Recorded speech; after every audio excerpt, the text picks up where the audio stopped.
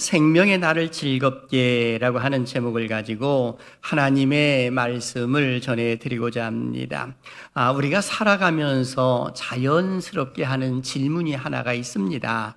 바로 그것은 인생이란 무엇인가 라고 하는 질문입니다. 이런 질문은 시간이 지남에 따라서 나이가 어느 정도 들었을 때 자연스럽게 스스로 질문하기도 하고, 또는 사람들과 대화 속에서도 인생이란 대체 뭐지? 라고 하면서 이야기도 하는 그런 모습이 있는 것을 보게 됩니다.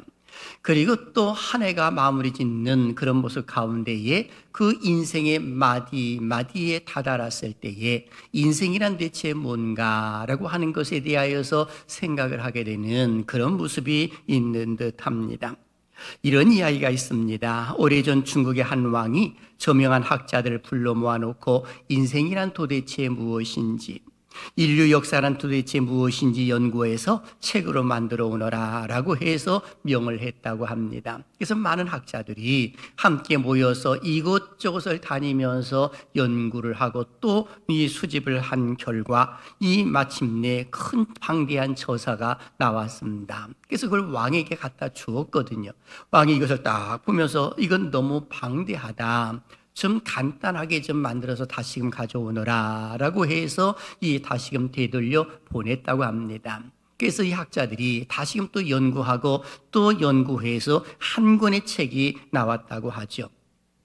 그 한 권의 책을 왕에게 딱 건네주었다고 합니다. 근데 맨 앞장을 보니까는 어떤 글이 써 있느냐, 괴로울 고 한자만 써 있는 겁니다. 그리고 뒤를 보니까 전부 백지로 되어 있더라라고 하는 겁니다. 왕이 그것을 보면서 깨달았습니다. 아, 그래, 인생은 괴로운 거야 라고 하면서 이 힘들고 어려운 것이 인생이지라고 하는 이야기를 했다고 하는 모습이 있습니다.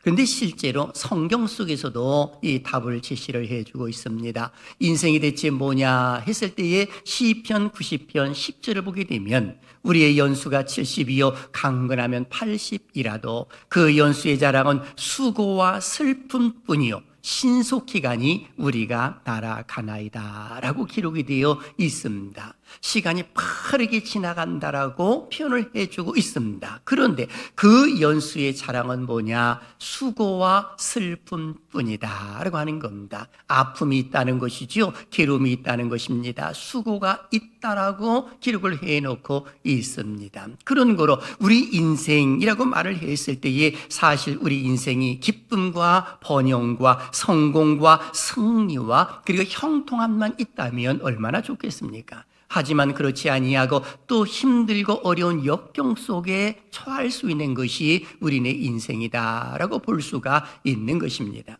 어떤 경우에는 자기가 잘못해서 어려움 당할 수도 있지만 애매하게 당하는 고난도 있는 것을 보게 됩니다. 그럴 때에 과연 내 앞길은 어떻게 될 것인가 라고 하면서 힘들어하고 있는 사람들도 실제로 있는 것을 보지요. 성경 속에서 보게 되면 욥 같은 경우에는 애매한 고난 아니겠습니까? 하나님 앞에 어떤 잘못한 것도 없는데 동방의 의인이요 그리고 가장 큰 부자인 이 욥이 한순간에 재산이 날아가고 10명의 자녀들이 순식간에 죽어버리고 자기 몸에는 그야말로 악창이들므로 인하여서 기왓장을 가지고 긁어도 시원치 아니하는 그런 모습이 있지 않았겠습니까? 그의 아내는 하나님을 저주하고 죽으라라고 하면서 이 막말을 하고 그리고 나가버리는 그런 모습들까지 있었던 것을 보게 됩니다. 그럼에도 불구하고 욥은 그 순간 속에 하나님을 향하여 원망하지 아니하고 하나님은 나의 길을 알고 계신다라고 그는 고백을 한 바가 있습니다. 욥기 23장 10절 한번 보실까요? 그러나 내가 가는 길을 그가 아시나니 그가 나를 단련하신 후에는 내가 순금같이 되어 나오리라 라고 하면서 고백을 하는 그런 모습이 일어났던 것입니다. 욥은 막연하지만 하나님께서 훈련하신 후에는 자기가 빛나는 순금같이 나오게 될 것이라고 고백을 하였고 그리고 그대로 되었던 것을 성경은 기록을 해놓고 있습니다. 그렇다면 우리 인생이 힘들고 수고와 슬픔뿐인 이 인생을 우리는 어떻게 사는 것이 옳을까라고 했을 때에 오늘 솔로몬은 거기에 대한 해답을 제시를 해주고 있습니다. 즉 생명의 날을 즐겁게 사십시오라고 이렇게 강조를 해주고 있습니다. 바로 오늘 성경 속에 나와 있는 말씀 보면 이 구절에 이렇게 기록을 합니다. 내 헛된 평생의 모든 날, 곧 하나님이 해 아래에서 내게 주신 모든 헛된 날에라고 이렇게 표현을 했습니다. 그렇게 헛된 날이라고 표현하는 것은 인생의 허무함, 그리고 인생의 무상함을 표현해주고 있는 겁니다. 그런데 평생의 모든 날을 어떻게 살아야 되느냐? 즐겁게 살지어다 라고 이렇게 솔로몬은 강조를 해주고 있습니다. 저는 이 말씀을 중심으로 해서 세 가지 질문을 통해 말씀을 전해드리고자 합니다. 첫째, 생명의 날을 즐겁게 살려면 어떻게 살아야 하는가? 솔로몬의 이야기를 들어볼 것입니다. 그리고 둘째, 생명의 날을 소중히 여겼을 때 하나님은 어떤 복을 주실까? 그리고 셋째, 우리의 남은 인생을 어떻게 살아야 즐겁게 살아갈 수가 있는가라고 하는 것에 대하여 말씀을 전해드리고자 합니다. 사실 세상에 살고 있는 많은 사람들은 나름대로의 인생의 기준을 세워놓고 그리고 자기 행복을 위해서 계획을 세우는 것을 보게 됩니다. 어떤 경우는 결혼 생활을 하려고 하는 모습 가운데 행복을 꿈꾸는 그런 모습이 있지만 분명한 것은 이 자기들 나름대로의 행복을 꿈꾸다 보니 이 아이는 낳지 아니하고 자기들만 결혼해서 행복하게 살자라고 하는 그런 이야기가 있었다고 하는 것을 저는 어떤 모임 속에서 이야기를 들어본 바가 있습니다. 여러분, 이것이 세상적인 가치관을 가지고 있는 사람들의 모습일 수도 있는 겁니다. 그러다 보니까 이 자기들 나름대로 계획을 세워놓고 있지만은 그러나 어떤 경우에는 낙심하는 경우가 허다하게 많은 겁니다. 분명한 사실이 하나가 있습니다. 우리 인생에 있어서 우리가 예측할 수 없는 것 두 가지가 있습니다. 바로 그것은 미래를 우리는 절대로 예측할 수가 없습니다. 그래서 내일 일을 너희가 알지 못하는도다 라고 이렇게 기록을 해놓고 있는 것이고 내일 일을 자랑하지 말라고도 기록을 해놓고 있는 겁니다. 어디 그것뿐입니까? 죽음의 날이 언제 임할는지 우리는 아무도 모릅니다. 어저께 건강하셨던 분이 오늘 죽을 수도 있고요. 오늘 이렇게 있는 분이 내일 또 죽을 수도 있는 것이 우리네 인생이다라고 하는 것입니다. 그런 거로 사람들이 삶을 살다가 죽는 것은 믿는 자나 믿지 아니하는 자나 모두가 다 일반이다 하면서 솔로몬은 오늘 본 바로 앞구절 속에서도 기록을 해놓고 있는 겁니다. 분명한 사실은 살아있는 개가 죽은 사자보다도 낫다라고 하는 표현을 하면서 살아있는 것이 중요함을 강조합니다.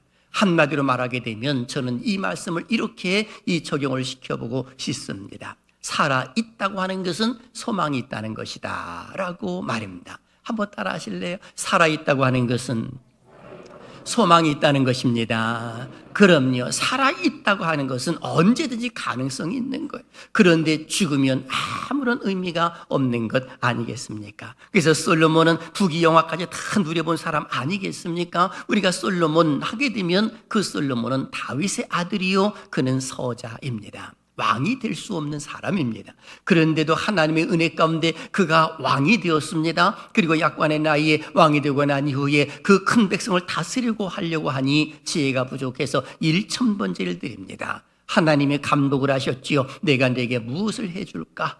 하나님의 큰 백성을 다스리려고 하니 이 작은 아이인 저는 지혜가 부족하오니 지혜를 주시옵소서라고 이야기를 했을 때 하나님은 참으로 귀한 것을 구했다고 말씀하시면서 지혜의 신을 그에게 주시고 그것뿐만이 아니라 부귀영화까지 다 주시는 것을 보게 됩니다. 즉 사람으로서는 모든 것들을 다 누려본 사람이 누구냐? 솔로몬입니다.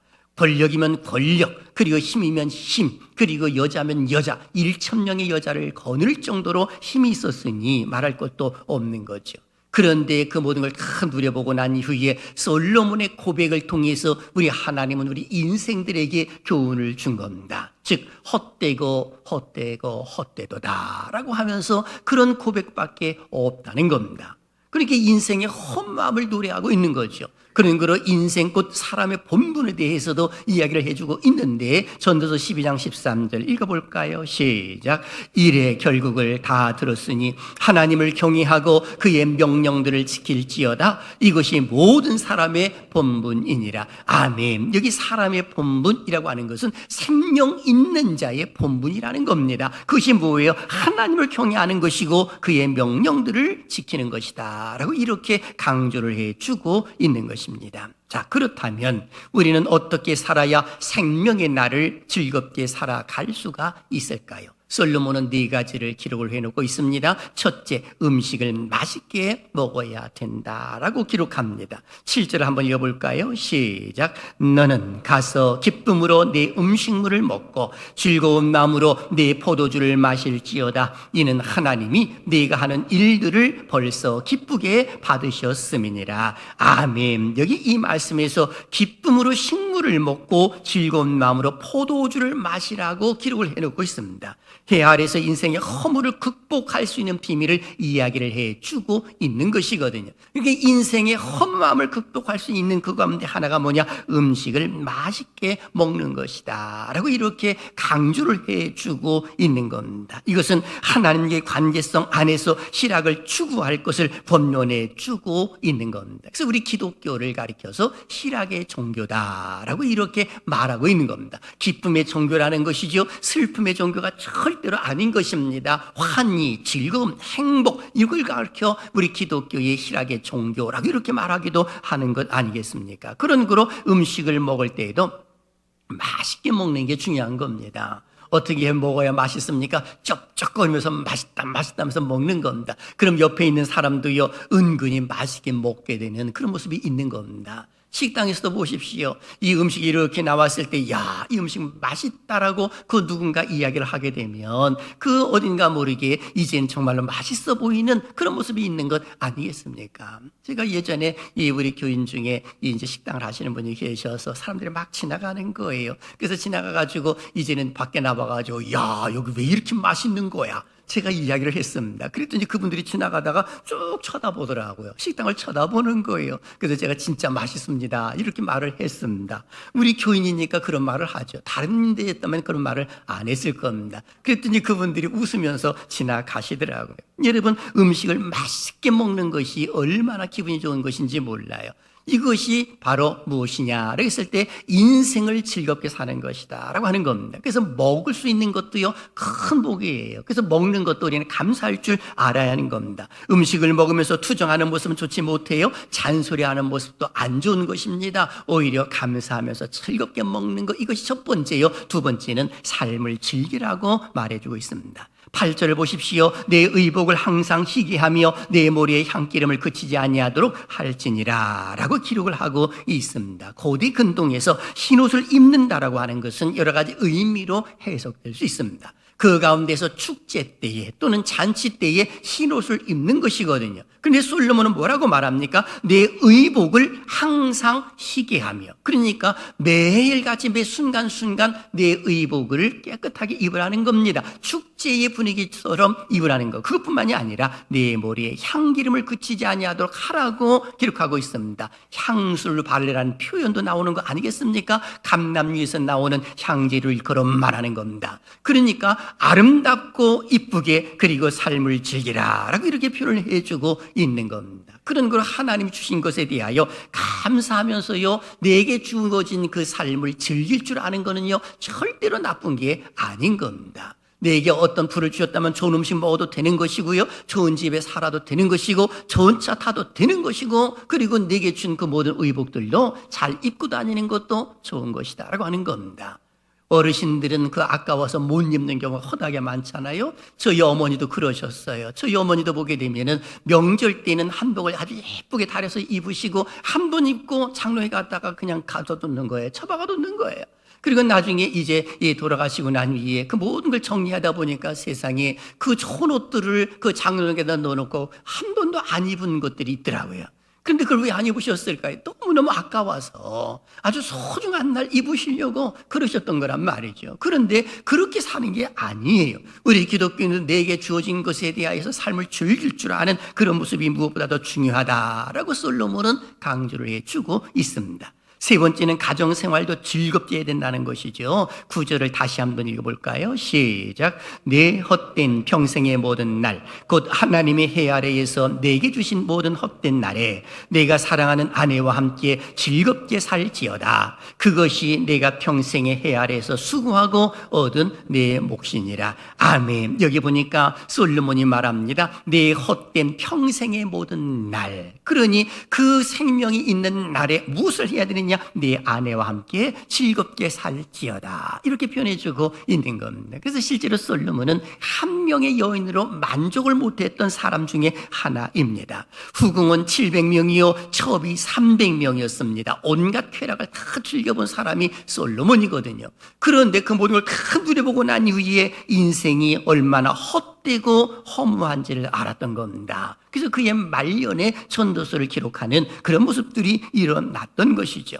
그런 거로 덧없는 인생길에서 남은 인생을 행복하게 살 수 있는 비밀을 이야기하는 것인데, 아내와 함께 즐겁게 살지어다 라고 이렇게 강조를 해주고 있습니다. 왜요? 이것은 평생의 해 아래에서 수고하고 얻은 내 몫이니라 라고 기록하고 있는 겁니다. 그런 거로 하나님은 내게 누리라고 가정을 주셨고 내게 누리라고 아내를 주셨고 남편을 주셨다는 그 사실을 잊어서는 안 되는 겁니다. 그래서 일평생 동안 서로 사랑하면서 함께 즐겁게 살아가야 할 이유가 여기에 있는 겁니다. 하나님이 짝져 주신 배필이기 때문에 그런 것입니다. 그런 거로 우리 기독교인들은 결혼을 안 한 사람은 결혼하려고 노력하는 것이 옳고요, 행복하게 살려고 노력하는 것이 옳다라고 하는 것입니다. 그리고 네 번째는 일할 때도 즐겁게 해야 된다는 겁니다. 오늘 보면 10절은 이렇게 기록합니다. 시작. 내 손이 일을 얻는 대로 힘을 다하여 할지어다. 내가 장차 들어갈 스올에는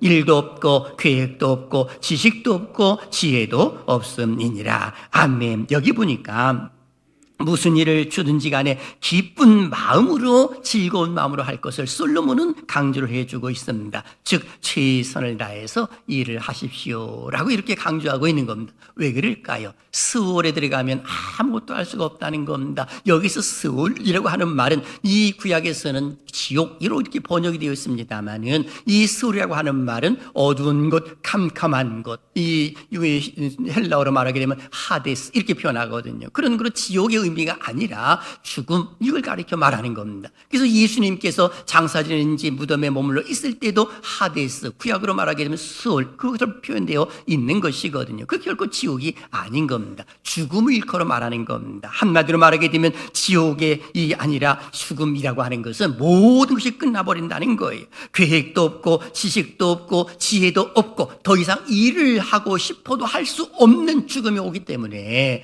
이 내게 주어진 일이 있거든 최선을 다해서 일을 하십시오. 이렇게 말해주고 있는 겁니다. 직장을 다니면 직장에서 최선을 다해야 하는 것이고, 가정에서 가사를 돌보는 일이 있다고 한다면 거기서 최선을 다해서 즐겁게 그 일을 하는 것이고, 교회에서 봉사를 할 때에도 즐거운 마음으로 봉사를 하는 겁니다. 머지않아서 이거 하고 싶어도 하지 못할 때가 오기 때문에 그런 겁니다. 죽으면 모든 것이 끝나버리고 있는 것 아니겠습니까? 그러니 어차피 죽을 인생, 우리는 남은 인생을 잘 살라고 솔로몬은 강조해 주고 있습니다. 그러니 주어진 생명의 날을 소중히 여기라는 것이죠. 그날이 한 날이 되든지 아니면 1년이 되든지 10년이 되든지 우리는 알 수 없는 것 아니겠습니까? 내게 주어진 그 모습 가운데 그 생명의 날을 즐겁게 살라고 강조해 주고 있는 겁니다. 내게 음식이 있으면 음식을 즐겁게 먹으라는 것이지요. 삶을 즐기라고 말하고 있습니다. 가정생활도 즐겁게 하라고 말합니다. 내게 주어진 일이 있거들랑 그것도 즐거운 마음으로 일을 하라는 겁니다. 저는 우리 살아신 여러분들 모두도 교회에 일을 할 때에도 즐거운 마음으로 봉사하시기를 주님의 이름으로 축원합니다. 기쁘게 일하게 되면요, 하나님 걸 기쁘게 흠양하시는 거예요. 그런데 원망하고 짜증하고 싸우고 다투게 되면은요, 그거 좋은 모습 아닙니다. 물론 살다 보게 되면 힘들고 어려운 일이 있을 수 있지요. 어떻게 좋은 일만 있을 수 있겠습니까? 하지만 그럴 때일수록 우리는 하나님을 의지하는 겁니다. 그러면 하나님께서 길을 열어주시는 그런 모습이 있는 것 아니겠습니까? 마치 이스라엘 백성들이 앞에는 홍해 바다요, 뒤에는 바로 바로의 군대가 쳐들어왔을 때에 진퇴양난이지 않습니까? 그런데 하나님은 길이 없을 때 홍해를 가르셔서 길을 내시는 하나님 아닙니까? 그런 거로 사도 바울도 고린도 교회 교인들을 향하여서 우리가 감당할 시험 밖에는 당한 것이 없다라고 이야기를 하고 피할 길도 내신다라고 기록해 놓은 것을 보게 됩니다. 고린도전서 10장 13절은 이렇게 기록하지요. 다 같이요. 시작. 사람이 감당할 시험 밖에는 너희가 당한 것이 없나니 오직 하나님은 미쁘사 너희가 감당하지 못할 시험 당함을 허락하지 아니하시고 시험 당할 즈음에 또한 피할 길을 내사 너희로 능히 감당하게 하시느니라. 아멘. 그렇습니다. 길이 있는 겁니다. 길이 없는 게 아니에요. 마치 우리 아이들이 길을 걸어갈 때에 엄마의 손을 꽉 찾습니다. 뒤에는 이 기저귀 가방을 찾습니다. 우유병을 찾습니다. 그런데 이 아이가 엄마 손을 탁 뿌리치고 혼자 걸어간다고 말합니다. 그리고 혼자 걸어가고 있습니다. 그런데 앞에 장애물이 있으면 그 엄마가 어떻게 할까요? 장애물을 치워주든지 아니면 거기에 무슨 물이 웃고 웅덩이가 있다면 어떻게 할까요? 내버려 둘까요? 아니거든요. 그 아이를 번쩍 들어가지고 그리고 다른 길로 인도하든지 아니면 건너편으로 또 옮겨놓든지 그렇게 하는 겁니다. 하나님은 우리를 그렇게 하기를 기뻐하시는 것이죠. 그러니 우리가 힘들고 어렵다라고 해서 낙심할 이유 전혀 없는 겁니다. 그 유명한 스펄전 목사님께서도 한때 목회를 하다가 힘들고 어려움 속에 처하는 그런 모습이 있었다고 합니다. 그러다가 이제는 교회에 그 집사님 집에 방문을 해서 신방을 합니다. 그런데 가만히 보니까 소가 밖에 고개를 뚝 내밀고 그리고 나와 있고 하늘을 이렇게 쳐다보고 있는 겁니다. 그래서 궁금해가지고 집사님에게 물었답니다. 집사님, 저 소는 왜 고개를 내밀고 하늘을 쳐다보고 있습니까? 그랬더니 그 집사님이 말을 하더랍니다. 그 소는 지금 사방에 꽉 막혀 있어가지고 답답하기 때문에 고개를 내밀어가지고 그리고 하늘을 보고 있는 겁니다 라고 이렇게 이야기를 하더라는 겁니다. 그때의 스펄전 목사님이 깨달았다는 겁니다. 아, 그렇구나. 사방에 우겨싸움을 당한다 하여도 이 하나님을 바라보는 시선이 있지 하늘문은 열려있는 거 아닌가. 그때 힘을 얻고 다시 한번 목회에 성공적인 모습으로 나갔다라고 하는 유명한 이야기가 있습니다. 기억하십시오. 내 앞이 아무리 깜깜하고 어둡다 하더라도 하나님은 길을 내어 주실 줄로 믿습니다. 그런 거로 인생의 날을 즐겁게 사는 것이 중요한 것이죠. 그렇다면 우리가 내 남은 인생을 즐겁게 살았을 때 하나님은 어떤 복을 주실까라고 하는 겁니다. 오늘 성경 속에 나와 있습니다. 전도서 9장 1절의 해답이거든요. 읽어봅니다. 시작. 이 모든 것을 내가 마음에 두고 이 모든 것을 살펴본 즉 의인들이나 지혜자들이나 그들의 행위나 모두 다 하나님의 손안에 있으니 사랑을 받을는지 미움을 받을는지 사람이 알지 못하는 것은 모두 그들의 미래의 일들임이니라. 아멘. 여기 보니까 뭐라고 기록을 해놓고 있습니까? 여기 보니까 하나님의 손안에 있으니 라고 표현해주고 있습니다. 모든 것이 다 하나님의 주권 속에 들어가 있다라고 말합니다. 그러면서 하는 말을 보십시오. 사랑을 받을는지 미움을 받을는지. 그러면 사랑을 받을 수 있는 비밀을 그 뒷부분에 다 이야기를 해놓은 것이거든요. 그것이 뭐예요? 남은 생명을 기쁘게 살았을 때 이것을 준다는 겁니다. 그러니 하나님의 사랑을 받을 수 있는 비밀을 이야기해 주고 있는 겁니다. 하나님의 주권 속에 하나님의 사랑을 받으면 끝나는 겁니다. 여러분 세상 속에서도 권력자의 사랑을 받으면 그 사람이 높이 올라가는 것 아니겠습니까? 똑같은 거 아닙니다. 똑같은 것입니다. 하나님은 그 택한 백성들을 향하여 사랑을 베풀어 주시면 그 사람은 비상하지만은 하나님이 관심 밖에 내버려 두면 추락하는 겁니다.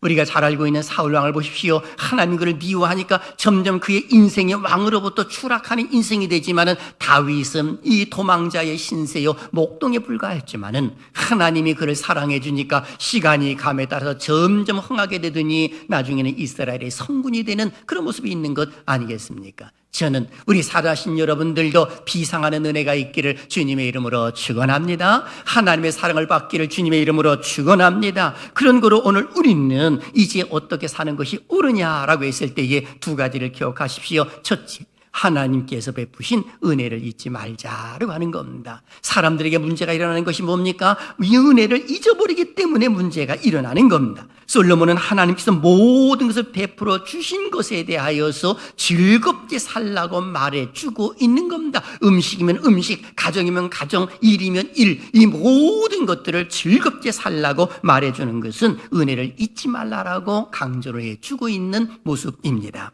그런 거로 인생의 허물을 극복할 수 있는 비밀이 뭐냐라고 말했을 때에 하나님의 은혜를 헛되이 받지 아니하고 이것을 잊지 않는 것이 중요하다라고 하는 겁니다. 그래서 사도 바울은 고린도 교회 교인들을 향하여서 고린도후서 6장 1절을 보십시오. 우리가 하나님과 함께 일하는 자로서 너희를 권하노니 하나님의 은혜를 헛되이 받지 말라라고 이렇게 기록을 해놓고 있습니다. 왜 그럴까요? 은혜를 헛되이 받고요, 아니면 은혜를 망각해버리면 그 틈이 생겼기 때문에 마귀가 쑥 들어오는 것이거든요. 마귀가 쑥 들어오면 행복할 수가 없는 거죠. 원망이 생기고 불평이 생기고 짜증이 생기고 그리고 상대방이 미워지는 거예요. 괜히 미워짐으로 인하여서 갈등 구조 속에 포함되는 그런 모습들이 일어날 수가 있는 겁니다. 그래서요, 가정 주심에 우리는 그 은혜에 감사해 두고 교회 주심에 하나님의 은혜에 감사해야 되고요, 내 사랑하는 사람 옆에 있는 것에 그 하나님의 은혜인 줄 알고 우리는 감사해야 될 줄로 믿습니다. 그런 모습을 가져야 행복한 가정도 이루고 그게 남은 인생 즐겁게 살아갈 수가 있는 것이지, 이 마귀가 틈타게 되면은요 절대로 행복할 수가 없더라라고 하는 겁니다. 그리고 두 번째 잊지 말아야 할 것은 헛된 인생에서 참된 가치와 의무를 찾아야 합니다. 솔로몬이 계속 강조하는 것이 있습니다. 헛되고 덧없는 인생이라는 겁니다. 허무하다는 것입니다. 이러한 인생 가운데서 참된 가치와 의무를 찾아갈 것을 지금 솔로몬은 오늘 말씀 속에서도 그것이 다 내포되어 있더라라고 하는 것입니다. 이것이 영적인 교훈 아니겠습니까? 그래서 성경에서 보게 되면 사실 시간이라고 말했을 때는 두 가지의 시간이 있습니다. 첫째는 크로노스의 시간이요, 두 번째는 카이로스의 시간입니다. 크로노스의 시간은 모든 사람들에게 주어진 시간입니다. 하루 24시간이요 1년 365일입니다. 그리고 크로노스의 시간에 따라서 모든 사람들이 죽는 것이 일반이다라고 이렇게 표현해주고 있는 겁니다. 인생 70 강건하면 80이라도 모든 사람들은 100살 전후로 해서 이 크로노스의 시간을 살다가 죽는 겁니다. 그런데 카이로스의 시간은 의미 있는 시간, 아니면 참된 가치의 시간이라고 표현을 할 수가 있는 겁니다.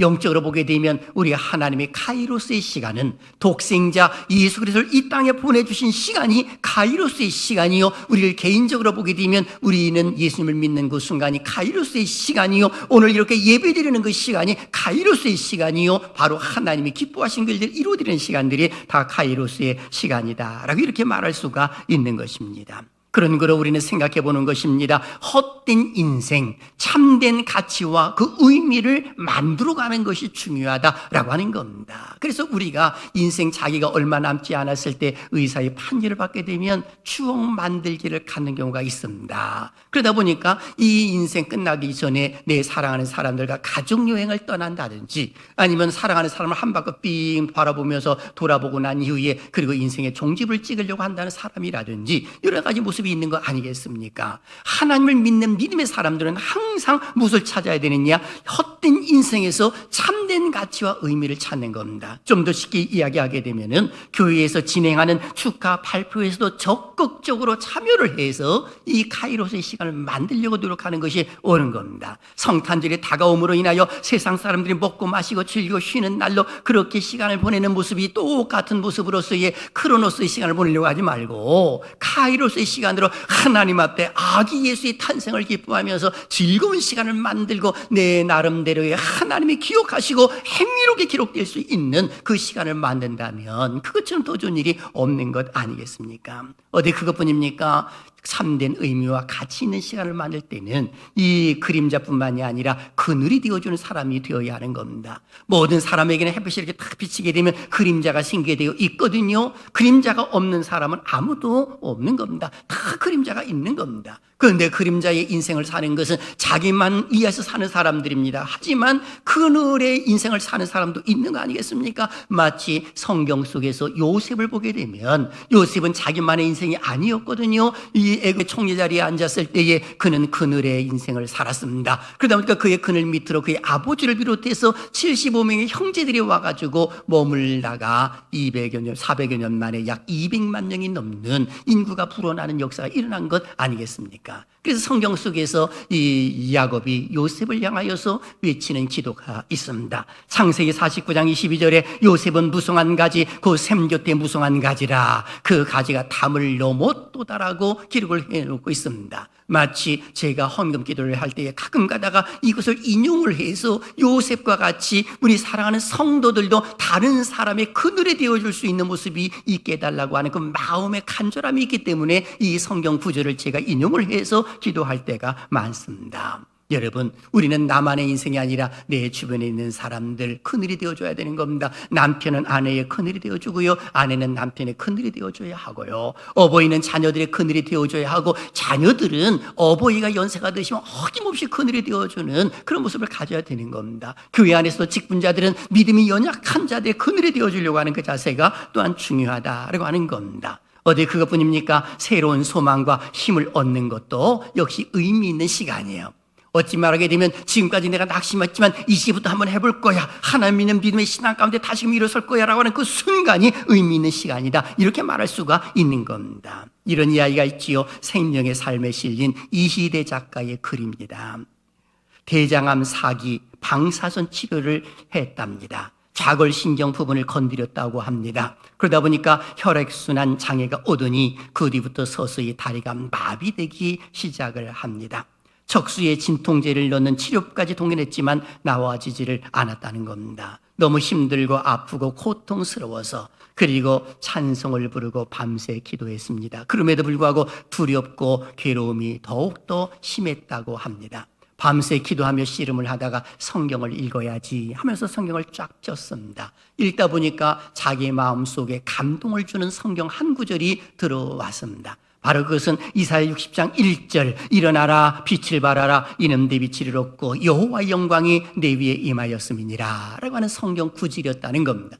이 성경을 읽는 순간에 이것이 응답인가? 그런데 지금 내가 어떻게 일어난단 말인가? 나보고 일어나라고 지금 움직일 수도 없는데 어떻게 일어난단 말인가? 라고 하면서 눈물을 흘리고, 그것뿐만이 아니라 빛을 발하라니, 서지도 못하고 일어서지도 못하고 움직이도 못하는 나에게 일어나서 빛을 발하라니 이 하나님 너무한 거 아닙니까? 라고 하면서 기도하고 눈물을 흘렸다라고 말합니다. 그러는 모습 가운데 마음속에 떠오르는 것은, 그래, 용기를 가져야지, 소망을 가져야지, 하나님의 능력을 믿어야지 라고 하면서 새로운 힘이 용숨쳤다라고 고백을 하고 있습니다. 그리고 회복이 되었다는 이야기거든요. 여러분 기억하십시오. 지금 이 순간 낙심되고 힘든고 어려운 일이 있었습니까? 그렇다면 이 시간 새로운 소망과 힘을 얻는 카이로스의 시간이 되시기를 주님의 이름으로 축원합니다. 하나님께서 만들어 주실 줄로 믿습니다. 사랑하시는 여러분, 우리는 하나님의 백성들입니다. 하나님은 우리의 행복을 위해서 독생자 예수 그리스도를 이 땅에 보내셨다는 사실을 잊어서는 안 되는 겁니다. 그래서 우리가 성탄절을 맞이하면서 기쁨으로 우리가 기다리는 것 아니겠습니까? 왜 예수님이 이 땅에 오셔야 했습니까? 우리의 행복을 위해서인 겁니다. 그런 나의 남은 생명 불행하게 살지 말고 단 하루를 살더라도 즐겁게 살아서 우리의 남은 인생 하나님께는 영광이 되고 주변에 있는 사람들에게 많은 은총과 또한 도움이 되는 은혜가 있기를 주님의 이름으로 축원합니다.